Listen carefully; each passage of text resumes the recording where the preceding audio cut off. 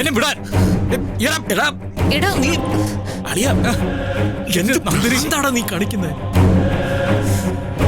അവരെന്തെങ്കിലും ചെയ്തതാണെങ്കിൽ അവരിപ്പോ ഇവിടെ ഉണ്ടാവോ? നീ കുറച്ച് പ്രാക്ടിക്കലായിട്ട് ചിന്തിക്കടാ. നന്ദിനിക്ക് വേറെന്തോ സംഭവിച്ചതാ. അച്ഛാ, ഇന്നലെ ഞാനും നന്ദിനി യാത്ര ചെയ്യുമ്പോ ഇവര് പുറകെ തന്നെ ഉണ്ടായിരുന്നു. കുറച്ചു മുമ്പ് ഇവിടെ പുറത്തൊരു ലോറി കിടന്നിരുന്നില്ലേ? അതും ഇന്നലെ ഞങ്ങളുടെ മുന്നിലും പിന്നിലുമായിട്ടുണ്ടായിരുന്നു.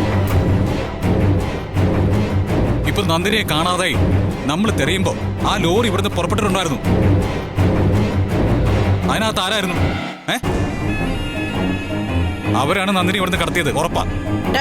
മതി, നീ മനക്കണക്ക് കൂട്ടി ഓരോ കാര്യങ്ങളിങ്ങനെ പറയല്ലേ.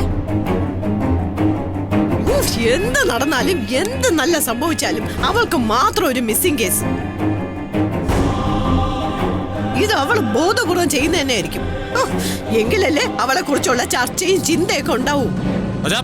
വെറുതെ എന്നെ ദേഷ്യം പിടിപ്പിക്കുന്നു പറ. എടാ, നിനക്ക് ദേഷ്യം വന്ന എനിക്ക് എന്ത് ചെയ്യാൻ പറ്റും? എന്തായാലും ഇനി അവളെ എവിടെ തെരഞ്ഞാലും ഒരു പ്രയോജനവും ഇല്ല. എനിക്കറിയാം, നന്ദിനിയുടെ മിസ്സിങ്ങിനെ കുറിച്ചല്ല, ഒഴിഞ്ഞു കിട്ടിയതിനെ കുറിച്ചാ നിങ്ങൾ ചിന്തിച്ചുകൊണ്ടിരിക്കുന്നത്.